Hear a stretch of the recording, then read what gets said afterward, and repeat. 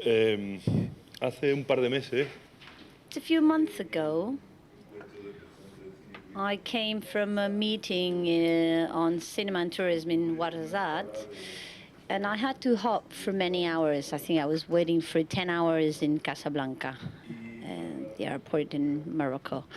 And one of the things that I thought of, probably a lot of people thought about it before, was where is that Ritz Cafe where the Casablanca movie took place with Humphrey Bogart?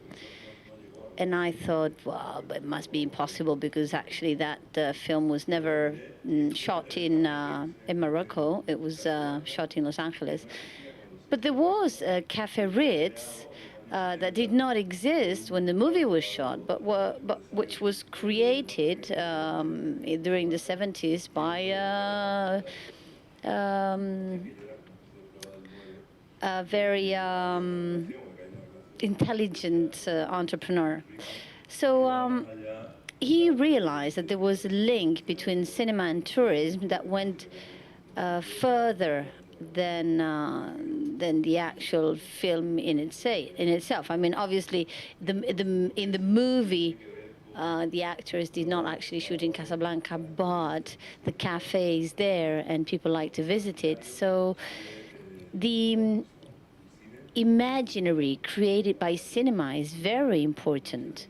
So all of the audiovisual material that we get, advertising and so on and so forth, has a very strong impact.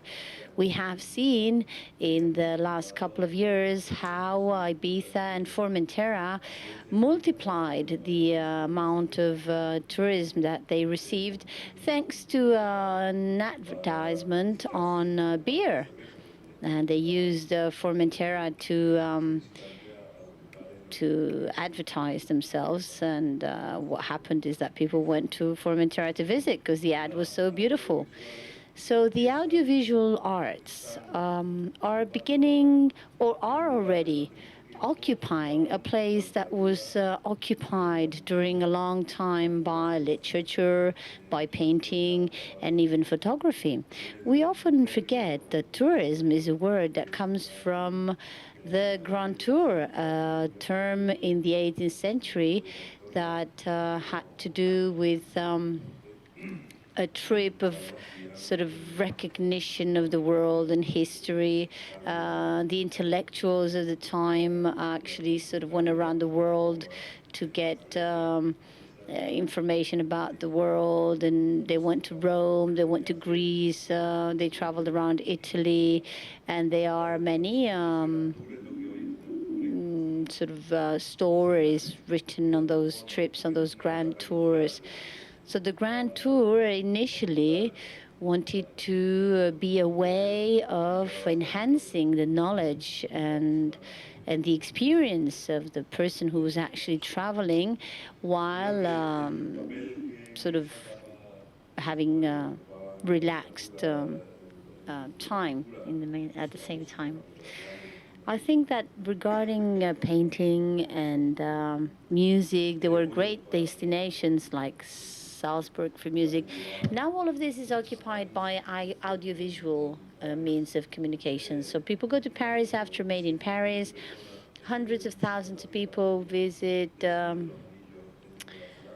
area of New Zealand where the Lord of the Rings was shot.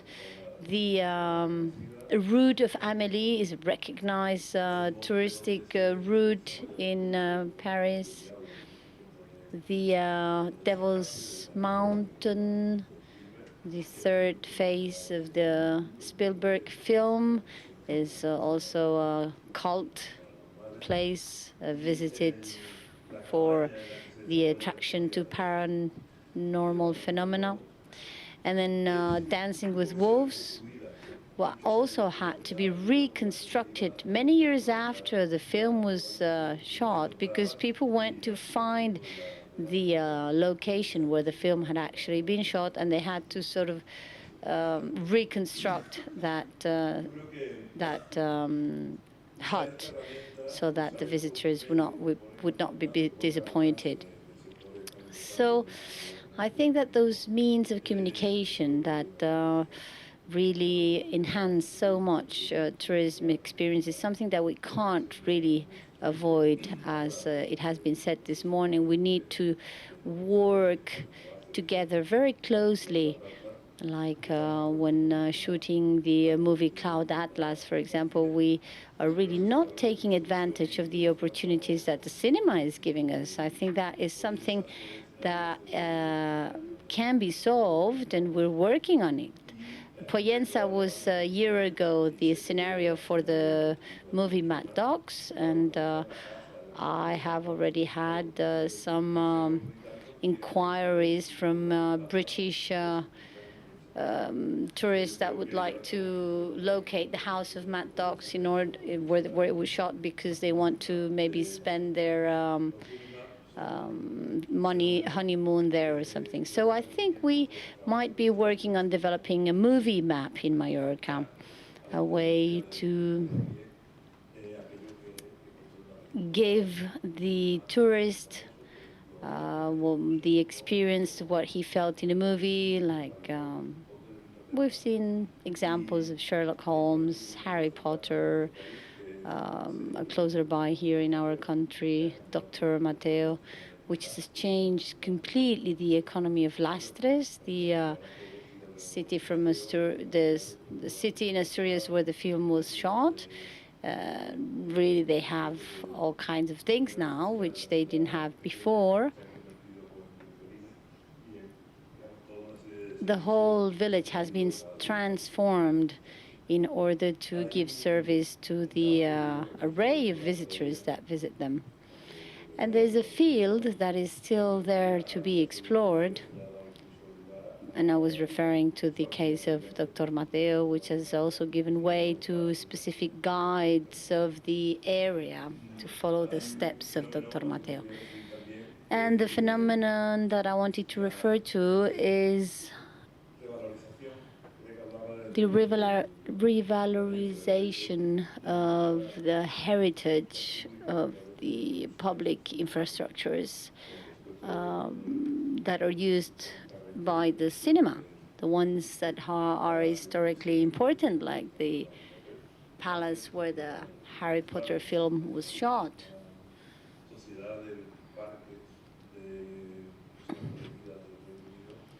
The Society of Protected Areas in the United Kingdom, receives now 30% of their income from guided tours.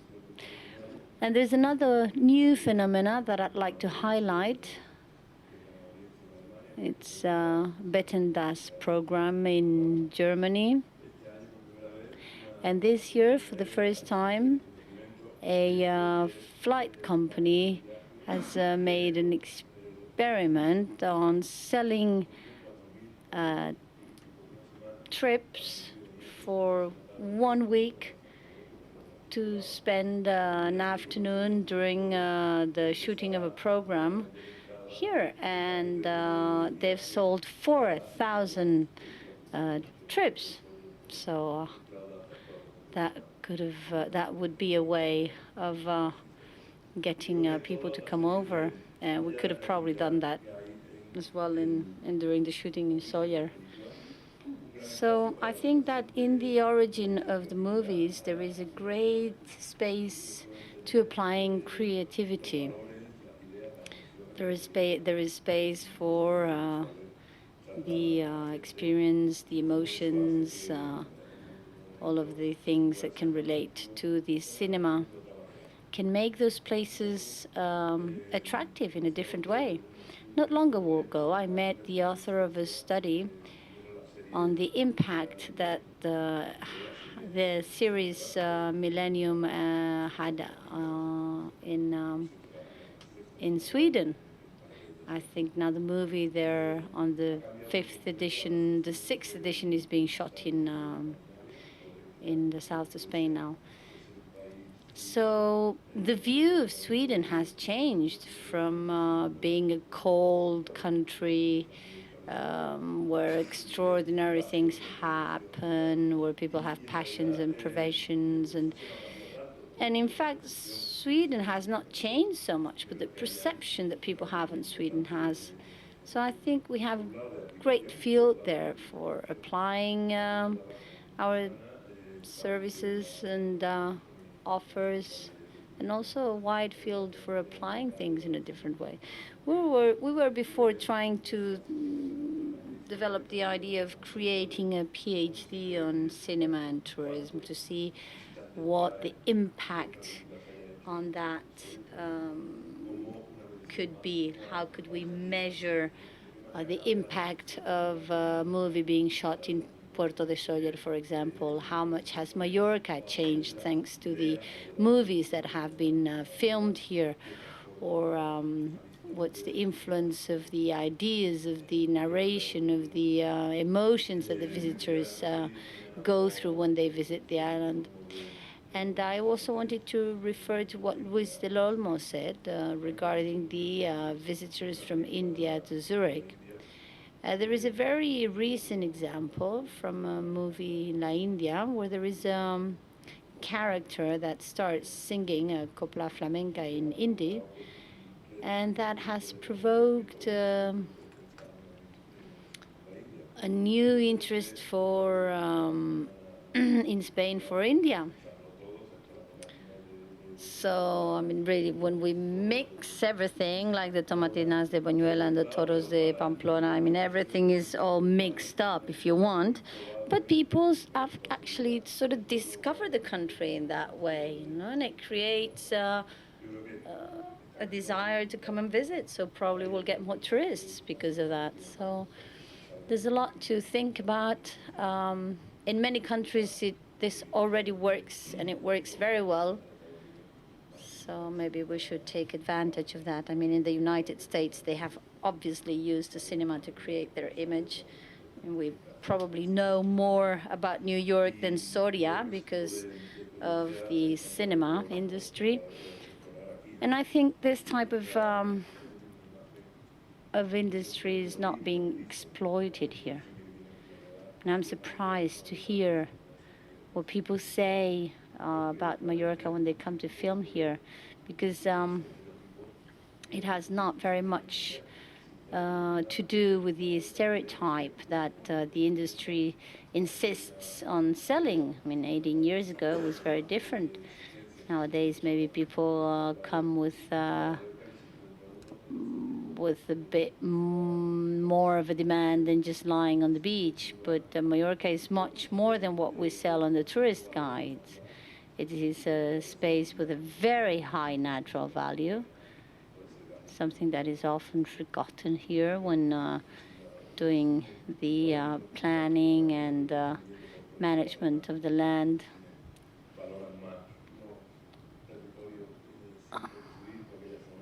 Obviously, people tend to give more value to natural areas than the areas that have been built. And then there is the Mallorquin culture that is not really taken into account, not even by the Mallorquins. So I think that cinema and audiovisual media can really enhance that recognition of values, very original values, very distinctive values of the local cultures, and enhance them. So instead of trying to invent new places, we just need to recover the values of those territories. And that's all. Thank you very much for your attention. All right, good afternoon. First and foremost, Buenas tardes a todos. Para empezar, quisiera dar las gracias a los intérpretes, dice amablemente el orador. Están haciendo un trabajo excelente. Muchas gracias, porque estoy siguiendo muy bien las sesiones. Las intérpretes agradecen estas palabras tan amables. Bien, yo vengo de Singapur.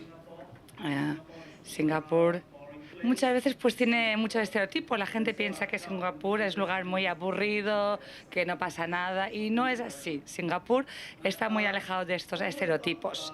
Es un lugar muy interesante y espero que gracias a los intérpretes podamos conseguir transmitir esa idea.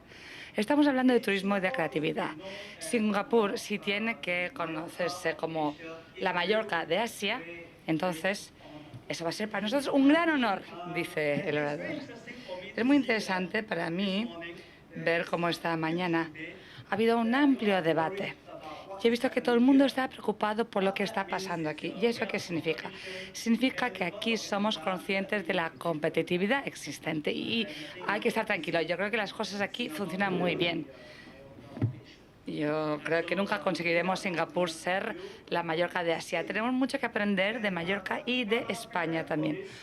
Al preparar la presentación me di cuenta que tengo que establecer comparaciones con Dinamarca. Por tanto, me he tomado la libertad de hablar de Dinamarca y de Singapur. Una observación que hice ya hace tiempo cuando era profesor en una universidad, en un programa de turismo. Nuestros estudiantes tenían que aprender una lengua extranjera. Estaba yo en un país anglófono, por tanto, podían escoger español, alemán y francés. Y la mayoría de los estudiantes optaron por aprender español. Nos preguntábamos por qué. Entonces, la hipótesis es que la gente piensa que la gente de España es gente muy animada, muy cálida, muy amable, generosa, y son turistas generosos. Querían atraer a turistas españoles. Pensamos que ese era el motivo, pero no. Esa universidad en la cual yo estaba enseñando estaba en Escocia y muchos escoceses, jóvenes escoceses, venían a Mallorca de vacaciones. Por tanto, querían aprender español para todavía aprovechar y pasárselo mejor en sus vacaciones. Por tanto, lo importante es que el turismo es una industria del placer. Por tanto, ¿cómo una industria del placer puede crear este tipo de placeres? El turismo busca eso, busca ser un turista feliz y quiere que los lugareños también se beneficien del turista, que todo el mundo esté contento, porque muchas veces pasa lo contrario. Los del lugar no están contentos con los turistas y los turistas tampoco quieren ver a otros turistas, quieren ir a lugares alejados de los turistas. Por tanto, los turistas huyen de sí mismos. Y entonces, ¿qué pasa? En la industria del turismo tenemos que hacer frente a un gran reto. Hay una relación simbiótica muy importante entre todos los involucrados y la sociedad. Las autoridades turísticas tienen que vender el país y el destino. No vender solo una imagen. Están vendiendo lo que es local. Le piden a los visitantes extranjeros que experimenten lo que vive el lugareño. Y yo creo que eso no está pasando. Por tanto, eso lo tendríamos que poder discutir en el contexto de la creatividad, el turismo creativo. Y, por tanto, quisiera también poner como ejemplos Dinamarca y Singapur y luego ver el modelo de relaciones de todos los stakeholders, de todos los involucrados. Por ejemplo, desde una perspectiva público-privada, algo que está muy en boga hoy. Empecemos hablando de creatividad. Ya hemos hablado de creatividad aquí antes. Creatividad e industrias creativas. En el 2001,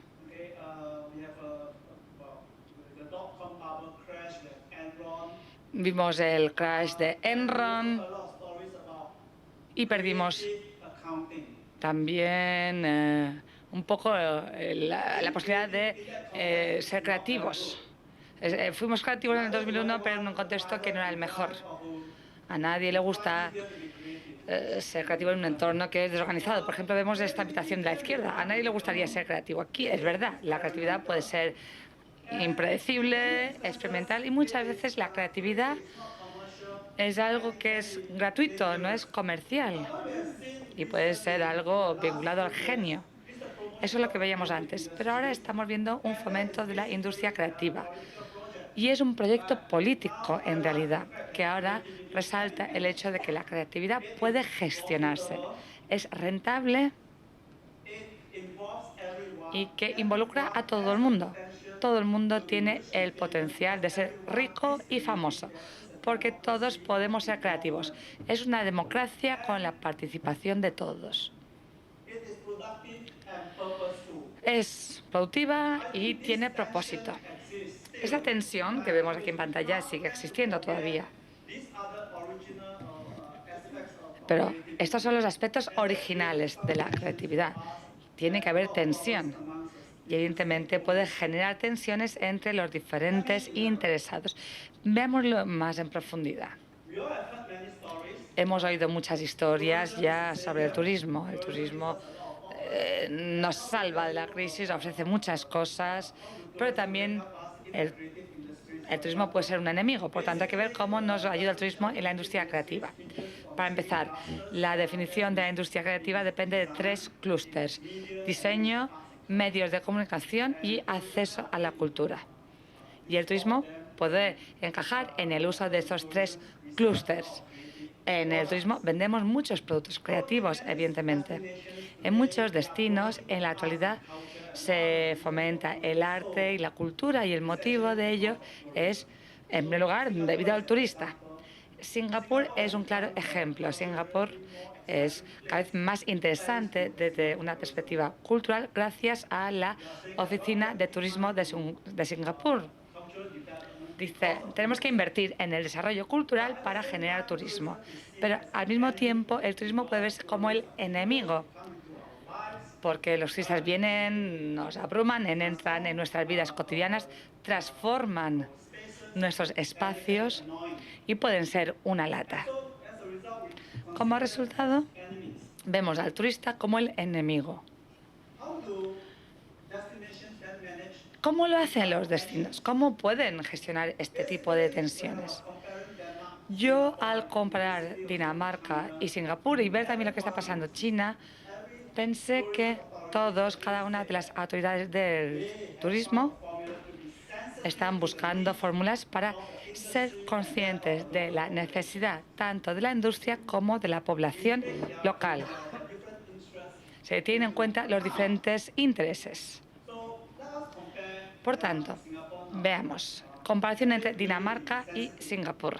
Allí han tenido muy en cuenta estas necesidades. Hace 2 años en Dinamarca se celebró la Conferencia de Naciones Unidas sobre Cambio Climático. Hace 2 años fue un evento que generó mucha publicidad. Recordaréis esa conferencia, esa cumbre climática de Copenhague. Los resultados fueron un fracaso total. No sirvió de nada, ¿verdad?, esa cumbre sobre el cambio climático. Pero sí funcionó para Dinamarca. Los daneses estaban encantados porque eran los pioneros de las tecnologías verdes. Y los que fueron a participar en la conferencia veían, por ejemplo, ese árbol de Navidad que está todo iluminado, y ven que es la energía, no sé si lo ven muy bien, viene de gente que está montada en bicicleta, que están dando vueltas en bicicletas en torno al abeto navideño. Por tanto, es energía verde generada por un dinamo de una bicicleta. El diseño danés, y se veía muy bien. Pero hay un problema específico. Es que los turistas no están tan interesados en este tipo de cosas. Los daneses viven muy bien, tienen buena calidad de vida, tienen políticas muy positivas en el medio ambiente, son muy ecologistas, y vemos cosas de esas, como daneses que dan vueltas en bicicleta en torno a un abeto navideño. Pero eso, ¿cómo podemos hacer que cambie la actitud de la gente? ¿Cómo lo podemos vender? Lo que pueden vender los daneses es el diseño danés. Hemos visto cosas de diseño danés muy imaginativas. Si son muy caras, es diseño danés. Y es lo que quieren que la gente compre. Pero también quieren promocionar el país, Copenhague. Copenhague como ciudad, como destino. Y luego tenemos la costa occidental del país, que está un poco perdida, es un poco donde Cristo perdió el gorro, para decirlo con educación. Y entonces tenían que ponerse de acuerdo las autoridades a la hora de promover el país.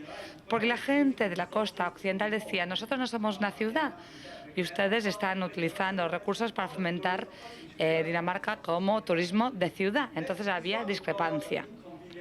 Por tanto, decíamos que hay desacuerdo, y esa es la inconveniencia de la democracia, que llegar a un acuerdo sobre lo que queremos promocionar al tiempo que la gente se preocupa sobre la imagen exterior de Dinamarca. Un ejemplo, y más tarde les daré el vínculo web. Hace un par de años se puso en marcha una campaña por parte de la agencia de promoción danesa, Visit Denmark. Funcionó muy bien. No sé si conoce la campaña Visit Denmark. No sé si conoce esa campaña. Se lanzó hace un par de años. En esa campaña había unas imágenes preciosas. Se puede encontrar en YouTube una chica danesa muy guapa con un chico que se llama August. Dice, con un niño, dice, este es mi bebé. Y no sé quién es el padre. Esa era la imagen de la campaña, una danesa muy guapa con un bebé. Sé que el padre era un turista que vino a Dinamarca, fue a un bar, se lo pasaron muy bien. Y al día siguiente, a la mañana siguiente, un beso y adiós, chao. Y no recuerda muy bien, la verdad es que se había tomado tantas copas que no recuerda ni siquiera el nombre de esa persona. Y a través de YouTube está buscando al padre. Ese vídeo en YouTube tuvo 1 millón de hits. Fue un gran éxito, porque según la agencia Visit Denmark, eso demuestra que Dinamarca es un país moderno, abierto, liberal. Es un lugar estupendo que visitar. Pero los daneses estaban con los pelos de punta. Sí, somos abiertos y tolerantes, pero tampoco somos baratos y tampoco somos unas fulanas. Como resultado, el presidente ejecutivo de la agencia Visit Denmark tuvo que dimitir. Por tanto, tenemos que gestionar las diferentes sensibilidades de todos los interesados. Pasemos ahora a Singapur. Singapur tiene una nueva campaña, Your Singapore, vuestro Singapur, en forma de redes sociales. ¿Y qué tenemos en Singapur? Tenemos una ciudad. Singapur es una ciudad. La gente pues siempre piensa en ciudades como Nueva York y Londres y piensa que lo más fascinante es la gente. Singapur, como sabemos, es un lugar muy estricto, con mucha disciplina, mucho rigor. Y como resultado, la gente o el gobierno está muy preocupado. ¿Y por qué quiere venir la gente a Singapur? He hablado ya de Richard, Florida, antes. En Singapur, todavía, dos gays o que dos personas homosexuales tengan relaciones sexuales es un delito en Singapur. Por tanto, eso hace que no sea una sociedad muy tolerante. Si somos tolerantes frente a los homosexuales, podemos ser tolerantes en la sociedad en general. Por tanto, Richard, Florida ha sido el activista con más éxito en Singapur. Para empezar, yo no creo siquiera que Richard Florida sea gay, simplemente es una persona abierta. Y ahora el gobierno está cambiando. Dice, bueno, dos personas pueden hacer lo que quieran, pero la ley es la ley. Entonces, lo que querían hacer es que Singapur fuera un lugar más interesante. ¿Cómo se hizo? Recientemente abrieron 2 casinos. Se supone que el juego está prohibido, es un delito, las apuestas y los juegos en Singapur. Pero hablando de relaciones públicas y privadas, hay que gestionarlas bien. Por tanto, tenemos casinos, sabemos que allí hay drogas, sexo y rock and roll, sabemos que eso vende. Sabemos que la gente viene aquí a apostar. Por tanto, vamos a tener casinos que van a ser como centros culturales, vamos a llevar a cabo actividades artísticas en los casinos. Y eso es lo que hacen. Y aquí vemos una imagen. Al final tenemos el puerto, tenemos el nuevo icono, la nueva imagen de Singapur. Vemos edificios muy modernos. Y por eso los de Singapur dicen, bueno, cuando tengamos el calentamiento global, tenemos en ese edificio tan moderno, como pueden ver, un barco allá arriba. Dicen, bien, cuando suba el nivel del mar, tenemos aquel barco y podremos zarpar en el mismo. Esta es la broma que se hace en Singapur. Pero bueno, se pueden preguntar, ¿cómo es posible que en Singapur se permitan casinos, que se construyan casinos cuando son ilegales y cuando durante muchas décadas el juego ha sido un delito? Pero el gobierno ha cambiado de opinión.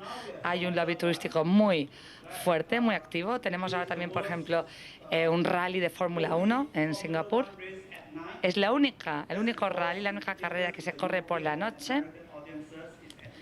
para poder también tener en cuenta las audiencias televisivas de Estados Unidos y Europa, que es por la noche.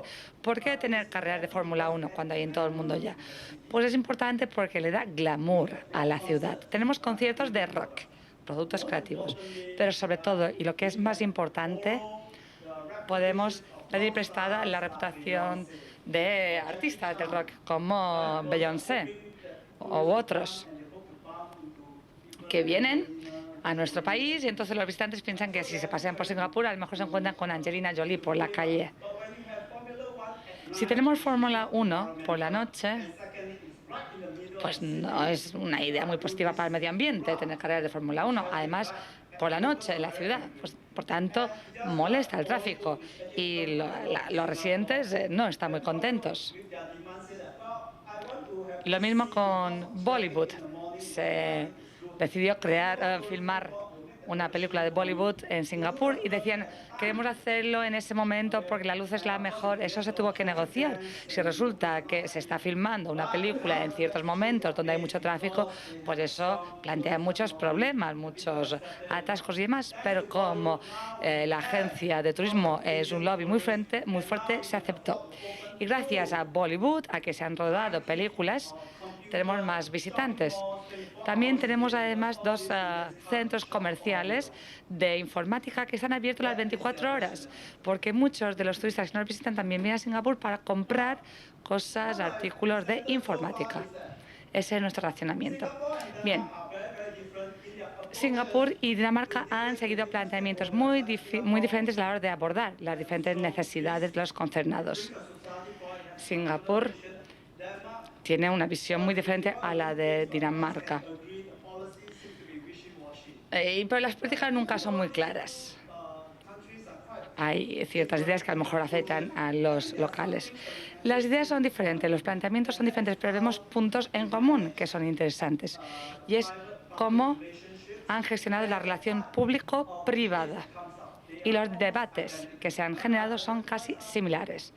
Quería identificar a algunos de esos stakeholders, de esos interesados. Y tenéis ahí también la dirección YouTube, donde podéis ver esa campaña que os he mencionado. Esa chica joven danesa con el bebé en las manos, que está buscando al padre de este niño. Y es una historia falsa, ficticia, es una historia creada por la Oficina de Turismo, que quede claro. Bien, ¿qué tenemos aquí? Tenemos aquí un debate en torno a la partenariado público-privado. Y es que hay diferentes tipos de productos creativos. Hay productos creativos que pueden ser comerciales en su naturaleza. Parques temáticos, conciertos de rock, musicales. Queremos que vengan los turistas para participar en esta atmósfera, en este ambiente creativo. Luego tenemos otras cosas que no son comerciales, como museos. Acogemos a los turistas, pero no están allí para ganar dinero. Por tanto, la gente a lo mejor piensa que Singapur es aburrido, entonces puede pensar que hay diferentes museos nacionales. Por tanto, no es un lugar aburrido, hay muchas cosas que ver. Y eso se ha generado a través de una serie de relaciones integradas.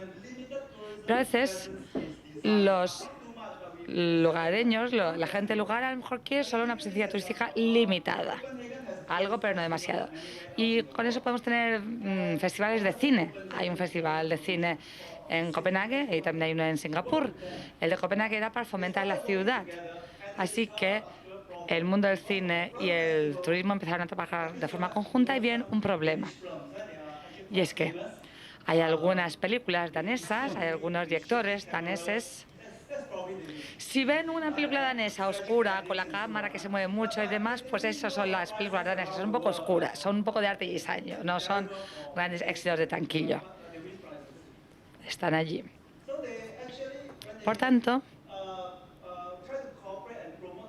cuando se intentó cooperar entre las dos industrias, surgió un problema. Y es que la industria del cine no se tomaba muy en serio ese festival de cine debido al tipo de personas que estaban involucradas en dicho festival o que participaban del mismo. Por tanto, se decidió, nosotros no vamos a colaborar demasiado en el festival de cine, porque si lo hacemos va a perder su autenticidad. Por tanto, tuvimos que tener una relación más matizada a la hora de planificar la naturaleza del producto. Luego también tenemos la vida de la calle. Y hay que ir con un poco de cuidado a la hora de promocionar la vida de la calle. Porque no sé si han estado en Shanghái o Pekín. Hay parques en las ciudades y en esos parques cada fin de semana hay muchísima gente. Están abarrotados los parques. ¿Por qué? Pues porque son sitios muy interesantes. Porque es allí donde la gente se encuentra para para casar a sus hijos, para concertar bodas. Por tanto, los demás van a verlo porque es muy interesante y ahí donde se negocia. Cuando tenemos a los hijos que no se han casado, vamos allí y conocemos a otras personas. Pero evidentemente nos gusta que vayan los turistas. Dicen, no, ¿qué hacen aquí mirando? Yo estoy intentando casar a mi hija, no estoy vendiendo aquí ganado. Por favor, eso no es un mercado. Pero es interesante para los visitantes. Y podemos promocionarlo porque a los turistas les parece muy interesante ver dónde se arreglan las bodas, en China y en otras ciudades asiáticas. Entonces, ¿qué tendría que hacer la gente del turismo? A veces hay cosas que a lo mejor la gente del lugar no quiere que se promocione, pero los turistas acabarán encontrarlo, porque a lo mejor sale en los periódicos, salen artículos sobre la cultura local, se dice que es auténtico y a la gente le encanta buscar lo auténtico, por tanto acabarán encontrándolo. Para resumir, aquí tengo un gráfico que lo resume. Cuando hablamos de creatividad, hay muchos productos creativos diferentes, muchos tipos diferentes de producto. Y también hay muchos procesos creativos diferentes. Hay otros similares, pero el resultado, aunque el proceso sea similar, va a ser muy diferente. Algunos productos creativos incluyen el comercialismo, otros productos creativos incluyen la turistificación. Otros no, evitan la turistificación. Las autoridades, las diferentes industrias tienen que colaborar para intentar tener un resultado que mantenga la integridad de sus propios productos. Tiene que haber una cooperación integrada para un parque temático, pero a la hora de fomentar las culturas artísticas en nombre del turismo, quizás perdamos la autenticidad de ese producto, de esa cultura que queremos fomentar. Por tanto, quizás tengamos que alejarnos de ello. Así que hay muchos puntos de encuentro. Productos creativos que están arraigados en los contenidos. Por tanto, la estrategia es que hay que hacerlo todo de forma matizada, hay que ser pragmáticos. Hay que decir, hoy la creatividad es un producto y damos por sentado que es fantástico y maravilloso, pero tenemos que reflexionar más a fondo, más en profundidad y decir, bueno, ¿de qué tipo de creatividad estamos hablando? ¿Qué productos estamos vendiendo? ¿Qué es lo que interesa a los locales? ¿Qué es lo que interesa a los turistas? ¿Y dónde hay un punto de encuentro entre todos estos intereses? Eso es muy importante para nosotros, para poder ser razonables y tener en cuenta esos intereses diferentes, porque si no podemos generar odio, y no tenemos que generar odio, tenemos que generar amor.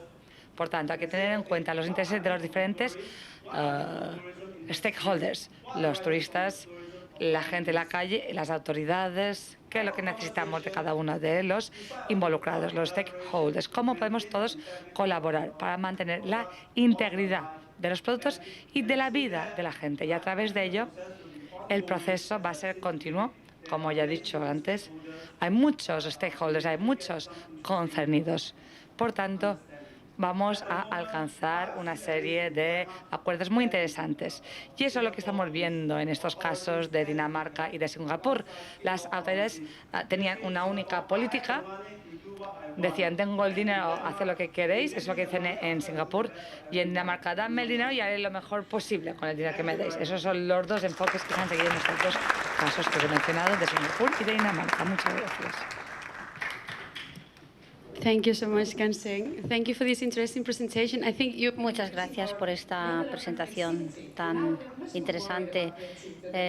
Has estado incrementando nuestro nivel de creatividad, así que ahora estamos más preocupados todavía por la creatividad en este momento.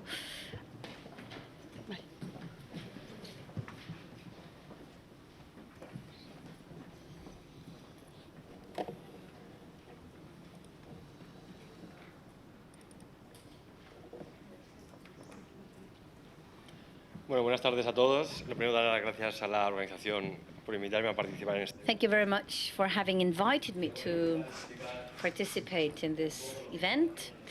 I'm going to try to explain a little bit what we're doing in our lab, how we work and how we can apply creativity in communication using mobile phones.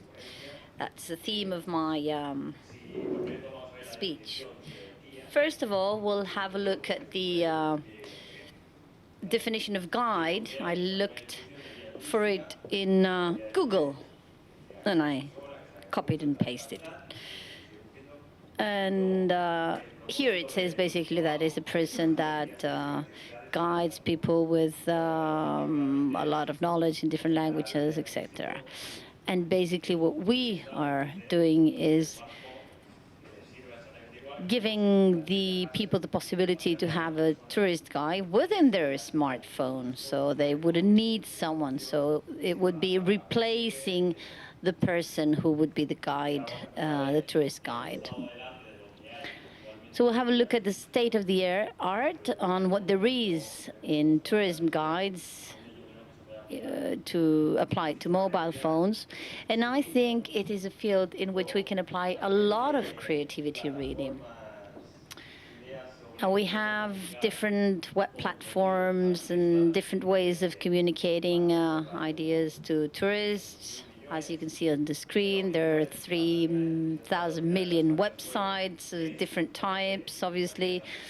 Most of those try to offer acceptable tourism guides. Basically, what they try to do is to have a lot of users who would eventually click on the pages and then finally make a hotel reservation. So they're not really focused on guiding the user, but on selling beds.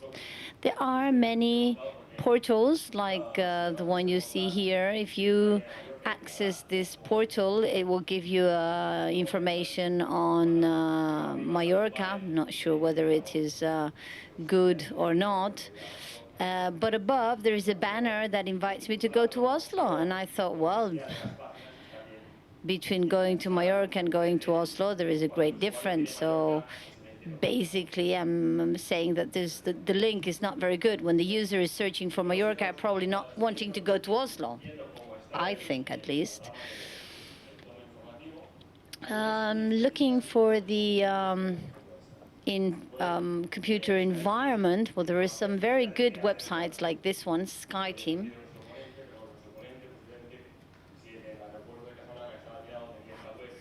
Like our previous speaker, probably if he would have had this website, he would have known what to do for 10 hours in the airport of Casablanca, because it gives you a lot of information. This would have been the sort of normal web without any level of creativity. That would have been the first level. Then we have other guides like this one, which you can download for free. So in that case, you don't have to always access your web service. You can actually go directly to the web service and access the information that you like through a PDF reproducer. And then you can create your own PDFs with your personalized information, which is great. Those guides can be downloaded on mobile phone, like the Repsol guide can be both on the web as on mobile phones, and so on and so forth. And now I'm going to present some of the most famous guides on mobile phones. This company makes good guides. They have interest areas, categories, services, itineraries, and then they start being a little bit intelligent. That is, they can answer you questions such as, where can I go and eat tonight? So they offer you information on what to do, what can I do now, and depending on the area where we are, they might tell you to go one place or another. So the social networks here are kind of modifying as well the guides, really, because there is information that passes among the people. Another platform is Tourist Eye, which is tourist guide offered on the website and on mobiles. And what is important are those 3 points. First of all, you inspire yourself. You decide where you want to go.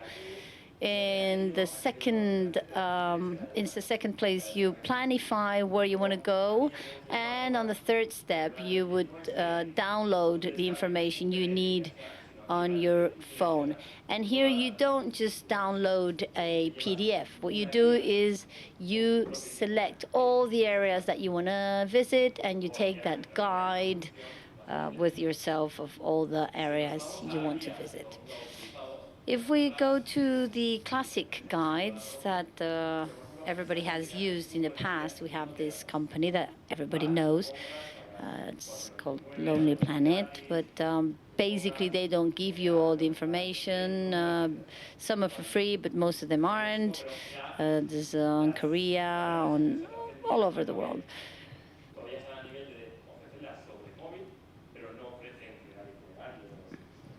Those guides that are printed on paper are offered on mobile phones, but they don't offer like recommendations, like being able to create itineraries, etc. And here in Elige tu Viaje, we have another type of guide where you can again choose where you want to go, personalize the place, and then download all the information. Again, here you have a PDF where you can create an ebook. And if you want your own little booklet that you have designed on this website, you can actually, by paying 15 or 20 euros, will get it printed and send it at home. So you get your personalized guide, which is quite cool. Following up the state-of-the-art of the guides, we have this one, M-Trip. And I've brought it up here because they all show more or less the same. I just wanted to prove they all show the same. You can, again, personalize your itineraries. And actually here we can't see the social networks, but when you actually select areas or places that you want to visit, it actually gives you a link to comments on Twitter and Facebook from other people who've been in those places, so that you can actually read the comments of people. So basically, if you get 10 comments of a restaurant that from a restaurant saying that the restaurant is not good, well, probably we're not going to visit that. And I rather trust that than trust the guide that has made the restaurant pay to get an ad on the guide, right? And then tourism information. Here we have the content offered by a third party. So we have information that is defined by professionals, combined with comments of people who visited the place. So I think that's quite good as well.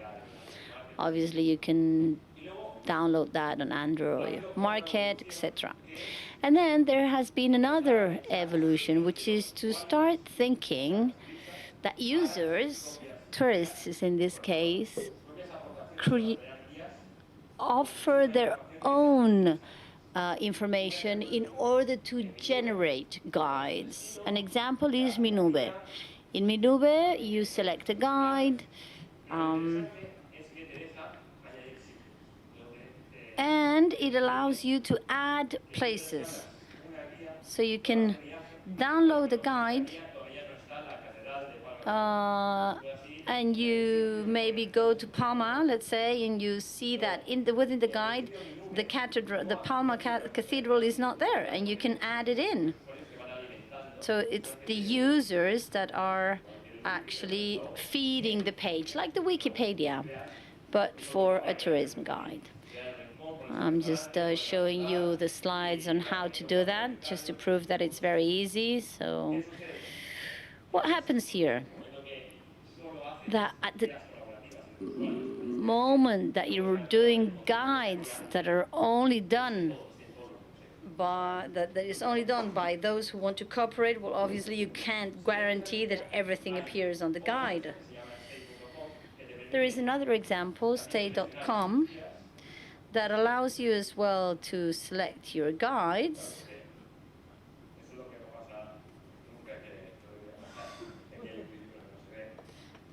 This is what should never happen. There is a video that we can't see, but basically it explains the resources and how it works, stay.com. And there is another platform, Let It Guide. It's been developed in a lab. It follows the same philosophy that we have seen up to now, but the content is edited by many tourist guides. So we may assume that if there is a foreigner who's been living 20 years in Mallorca, he's probably a good tourist guide, so he can probably give a lot of information to the platform. So the platform manages the contents that are published by the users, and then they create the actual guides for smartphones in this case. Up to here, very well. We've had lots of guides, lots of information, but up to now we haven't seen much creativity really. We've talked about itineraries, about downloading, but in order to make guides really useful and to make sure that the user is going to be daring enough to go and visit a place only with his smartphone, we need to guarantee the quality of the information and the creativity. So what I've done is I've made a catalog of the existing technologies that are not really used yet in the applications but would be very useful, is to be able to personalize all guides. If I go to New York, I'm probably interested in seeing things that might not be of interest to someone else. If I visit Mallorca, well, do we only want tourism that goes to the beach and eats dinner at the hotel? Now, this tourist might just want to have a guide in which he can see solely the information of the beaches and the restaurants. Now, this should be a possibility. It should be possible to enhance biometric techniques that would help us to define client profiles. A very beautiful project that we have is the nutritional DNA, the nutritional identification. That is to say, if you have specific needs, you don't need to actually explain everyone what you can eat, what you cannot eat. So within that technology, there's still a lot of work to do. Very little of it has been implemented yet, but we'll talk about this a bit more later. Another technology that allows us a lot of technology and a lot of business is the NFC, the near field communication, which is to use a credit card inside the mobile. It allows you to make secure transactions between a receiver and a sender.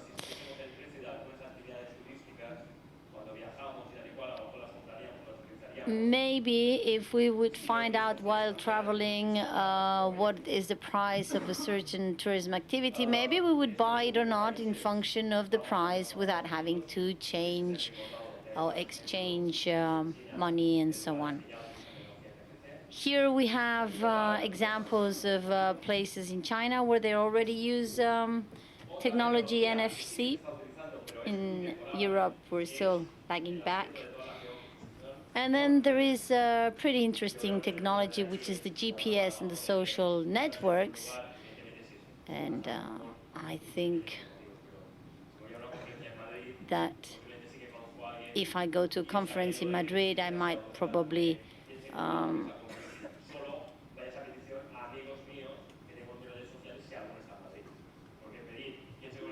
right.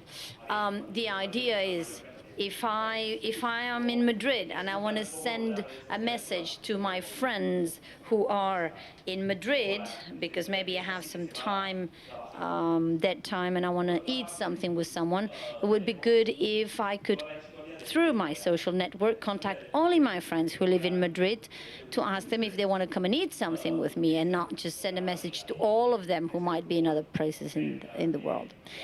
Then we have the Groupon, which are offers for going to restaurants, to beauty treatment, etc. And what I want to refer to here in marketing mobiles is that when you walk around a city, it tells you about the different offers, special prices. It is recommended to eat here, or maybe if you're crossing the Plaza de Cort, well. It's ideal to stop here and eat and buy some local meat sausages, for instance.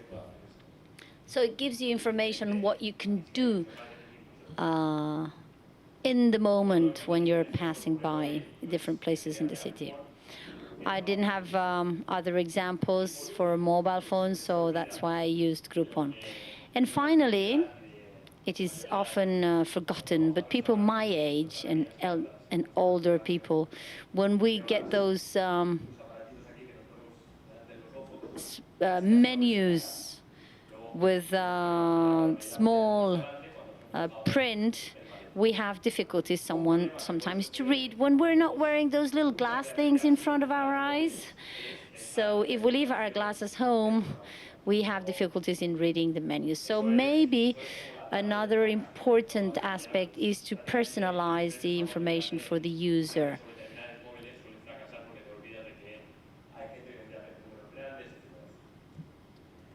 So something important to take into account is that some people need to see numbers in bigger sizes, or other things such as discapacities, like people who don't see.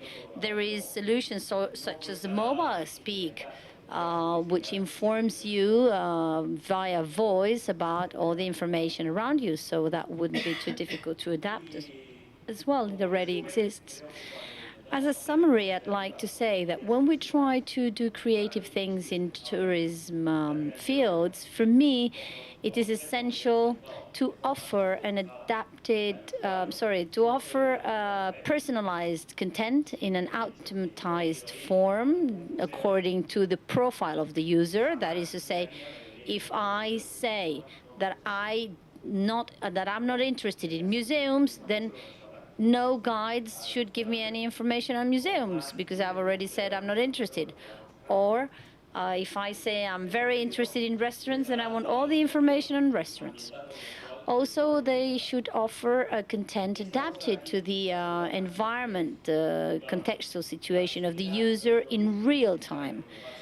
What do I mean here? Obviously, is not the same to be somewhere seated in a good living room with good lighting, or if we're trying to check our guide on the phone when we are maybe at the beach under the sun, or we're horse riding, or we're in a bus at night. So an important creativity aspect would be to make good interfaces adapted to the context and to the user. How do we do that? Well, I mean, obviously we know what time it is. When the people are consulting their smartphones, they know whether it's sunny or cloudy, where they're located through the GPS. So we have a lot of information, so we can do that. Another interesting thing that I find is essential is to offer possibilities of interaction. For instance, if I want to go to visit a museum and I'm going to be looking at paintings, I'm not going to want to be looking at the paintings on the wall and then reading the description on my mobile phone. So therefore, in that case, it would be interesting to have an audio phone, for example, right, instead of reading it. And to finish up, I didn't have a good picture of creativity, so I found this one of a heart inside a brain. And I think that this mobile phone guide should be like your best friend in a trip. It has to be a lot more easy to use than a paper guide. And it has to be optimal to be used. Okay, I'll skip this, and I'll skip this as well. Now, the users. We have the users. There's many people using smartphones. The numbers that we see on the screen are growing, so it's not a minority public. So probably if I ask people here, how many of you have a smartphone, most people would raise their hands. And it's not me who's saying that. There is the Ottery Technological Institute who say the same, whom I found in the web. And finally, my results would be those three questions. What are the effects, specific effects of creating intelligent and efficient guides? How can they affect the promotion of a tourism destination in a particular area, like we were talking about the example of Magaluf this morning? And how do they influence the image of a tourism destination? Thank you very much for your attention.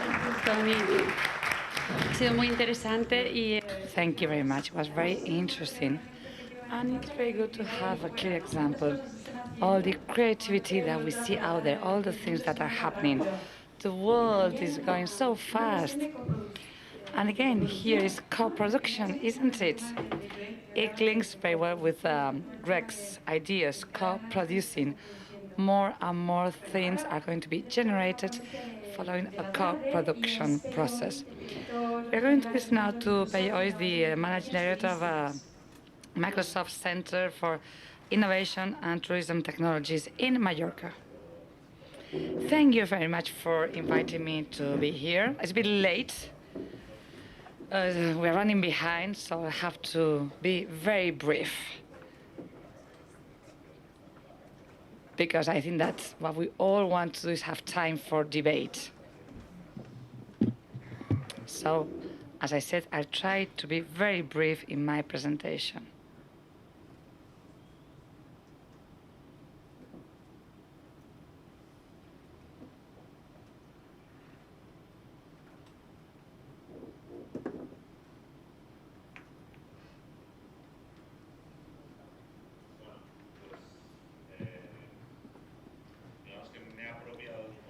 I have taken on board a concept, and I have tried to adapt what we do to the concept that we wanted to discuss here, creativity.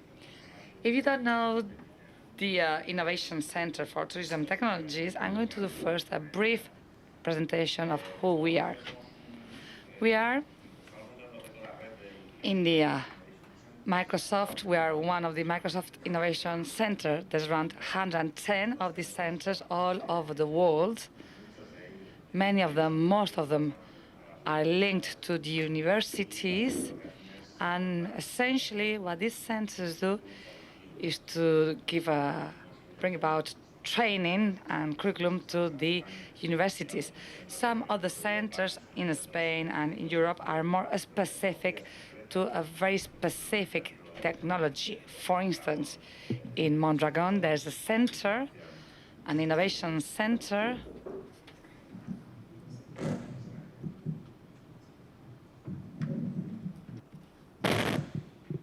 ¿Ahora? Bueno, tampoco he dicho cosas buenas. But seemingly there's sound problems. Can you hear me? Yes? Well, I'll try to speak louder. As I have said before, we are part of the Innovation Center Network, Microsoft Center Networks at worldwide level. We are the only one which is different from the others because we implement technology to a very specific industry, which is the tourism industry. It was brought about by a partnership, public-private partnership, in 2009, when the government of the Balearic Islands signed an agreement with Microsoft. It was opened here in the Balearic Island, not just because, but as you all know very well, we have a lot of tourism companies, and we have as well a high concentration of technology companies, which mainly focus their development in the tourism industry.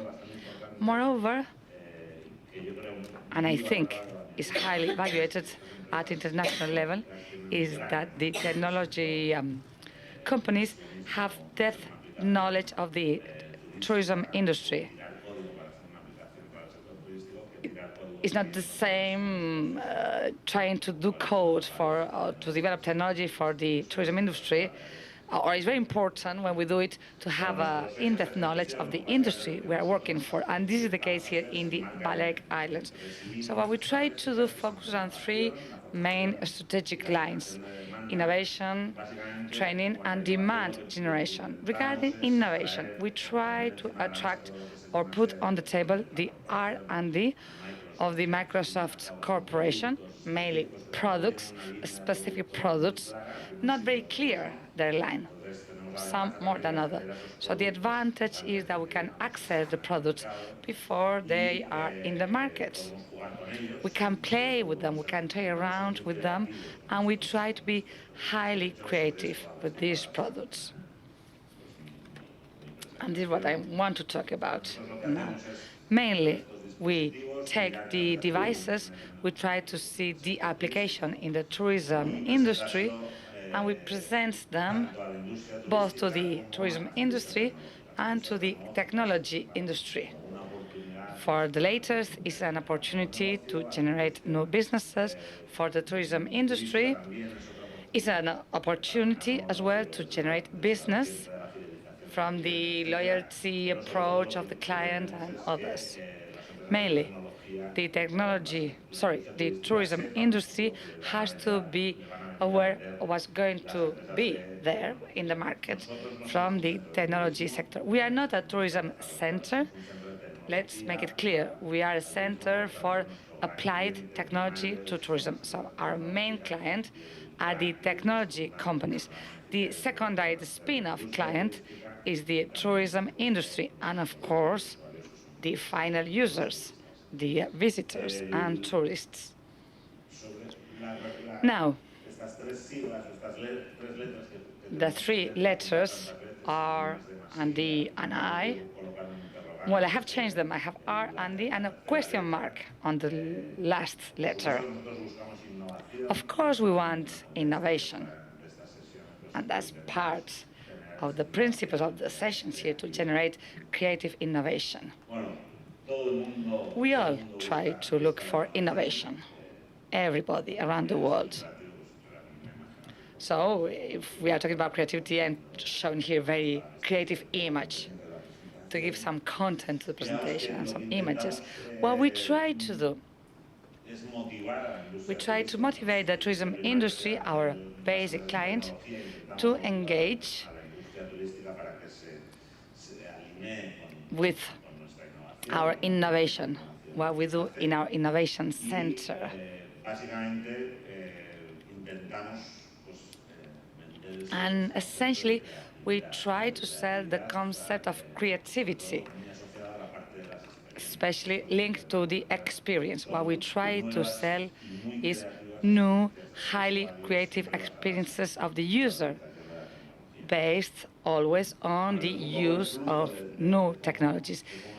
This is a flow chart of our creative innovation. On one hand, we have technology, we have the tourism industry. We try to create synergy or to be the pivotal role between both, with R&D and I having this kind of advantage of having early access to the technologies and innovation through our contract with Microsoft. We try to be creative. We have very important professionals and people with a lot of technology in our center, but we have very creative people in our center. We have time to think.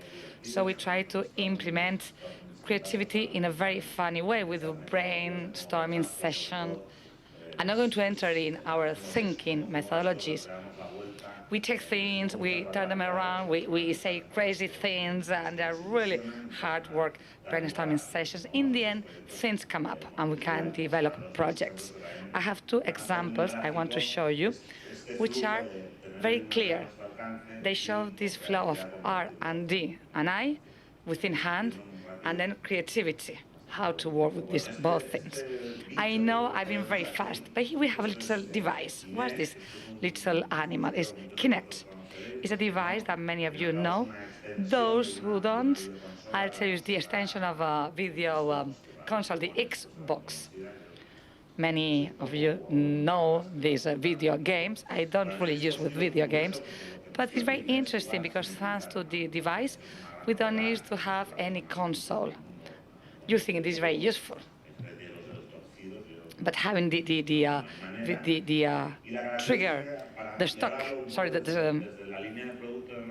the controls of the video consoles can be a bit inconvenient. So this is something different, used for video games to play without a remote control. We don't use the remote control. We don't have any sticks or anything, but it's something used essentially to play games. So you go to a shop and you look for Kinect games. This way it is games to play with these games. Nothing else to look for.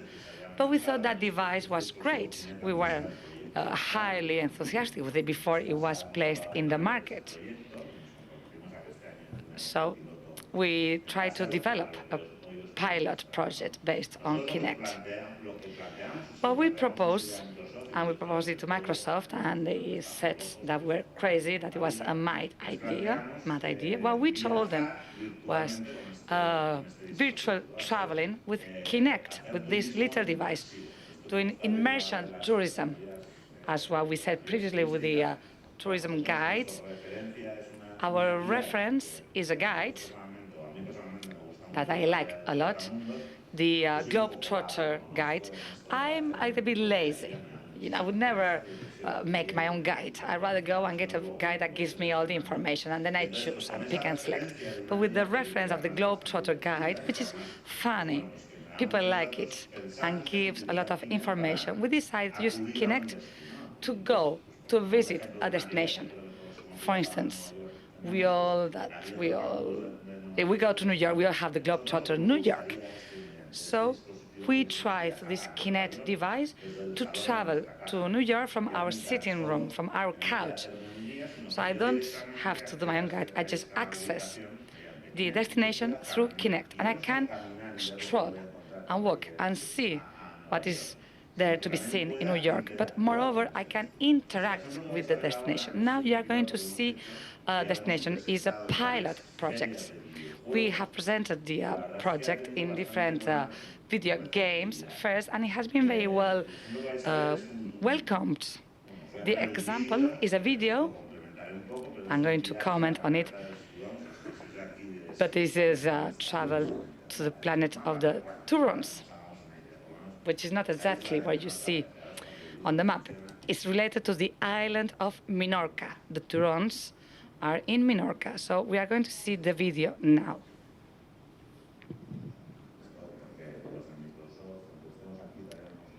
Well, despite being Microsoft, we cannot use our media reproduction program, despite being here.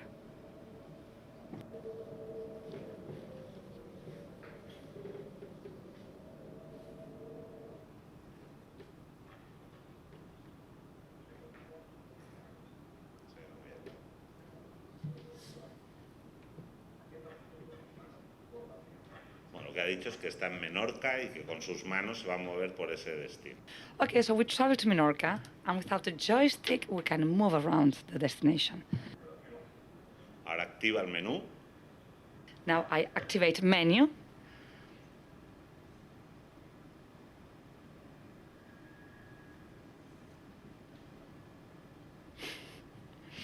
Acercándome a la pantalla, puedo seleccionar mi destino. Bueno, ahora va a comprar un billete. Now the person is going to purchase a flight ticket to fly to Menorca. Then later I'll explain to you why he has to get closer to the screen.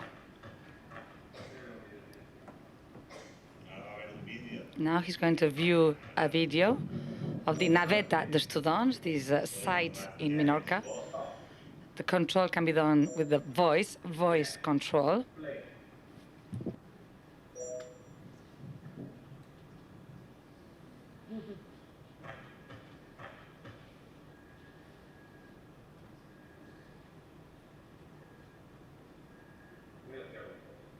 Va a alquilar un coche. Now he's going to rent a car. Hace mucho viento. It's very windy, as you may hear. Y lo que dice es que puede compartir esta aplicación. And he can share the application with his mobile phone. He has just shared the application with his mobile phone. That's what he's saying there.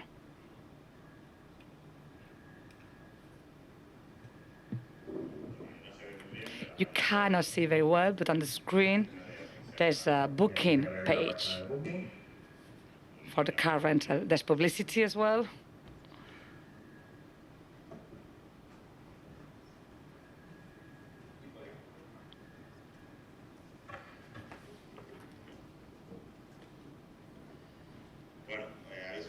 Well, he's a colleague from the center. He was moving. He moved to access the screen. Well, the pilot hasn't. It's a 3D of the Naveta students, this site in Menorca. So we built an imaginary placement with 3D, but now we are already using it with real images of different locations. We are going to use another application, Photosynth, so we can move in real places. But it's really interesting that we can enter when we approach a point. It will show us the other offers, complementary offers or accesses. I can book the flights, I can book a hotel night, I can buy a ticket for a theater, for a play, Teatro Principal, if it's Palma.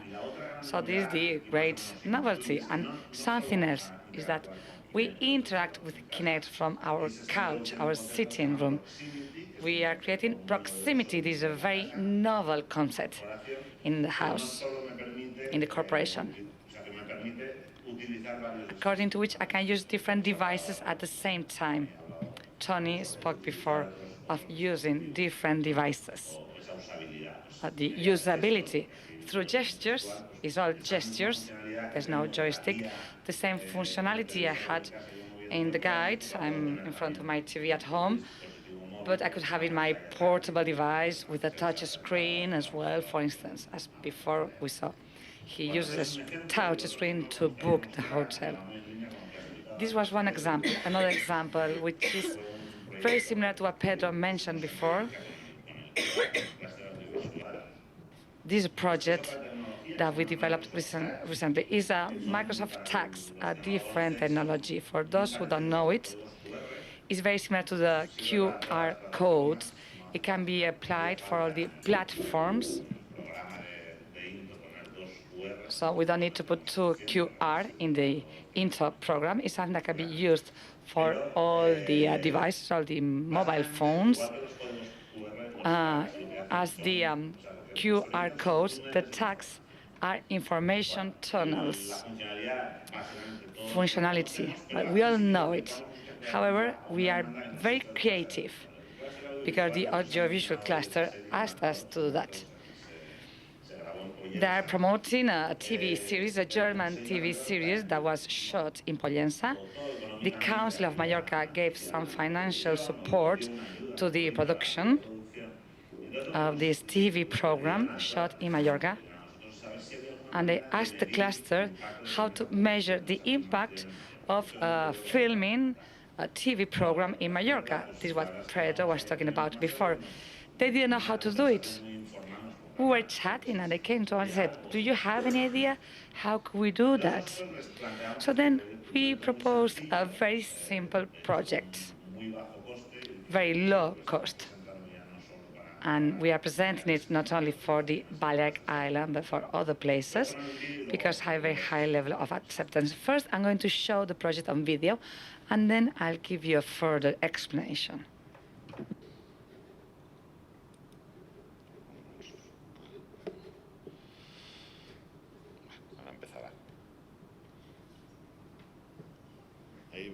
Lo que dice es que puedes utilizar Microsoft Tags para dar feedback. Okay, we use tags for feedback. What if everything that happened here happened for a reason? This place is different, special.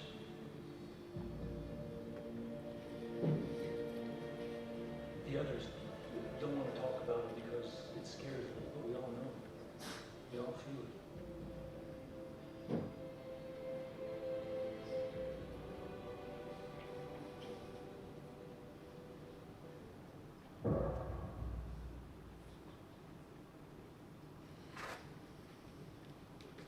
Bueno, como veis, esto es... As you can see, this is lost. This was not shot in Mallorca, unfortunately. But this image served to explain the concept. The idea is that we were asked to implement this on the credits. So this was presented to the producer, MacDocs, and we included the tags in the credits. So in the first tag, it says, tag it and answer the survey to win a trip to the Hawaii. And then the other one is call the tourist office in Hawaii. So maybe I'm home. I can be home. I tag one of the tags. And what appears on my mobile, let's see if I have a Wi-Fi connection, it would be a free connection. Most of us have Wi-Fi, sorry.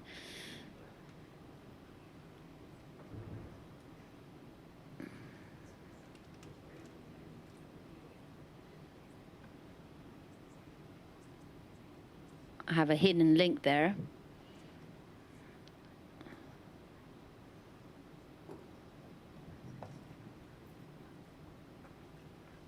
There.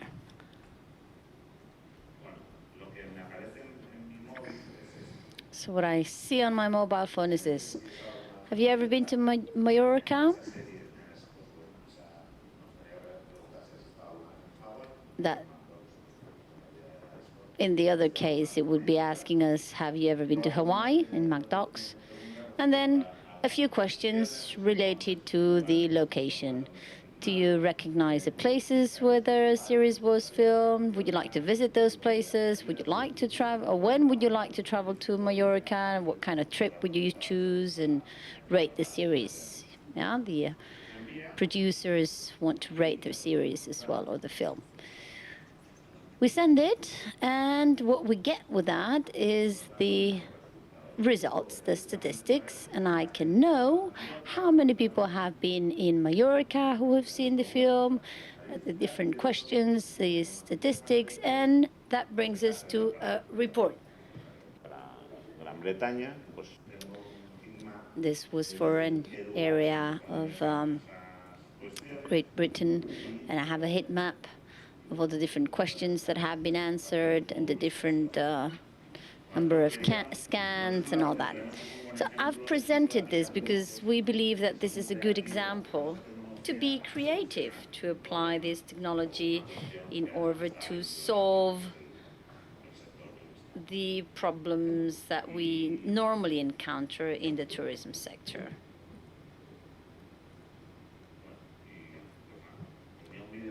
And, well, I think that will be it, because I had a video prepared, but we're really running out of time.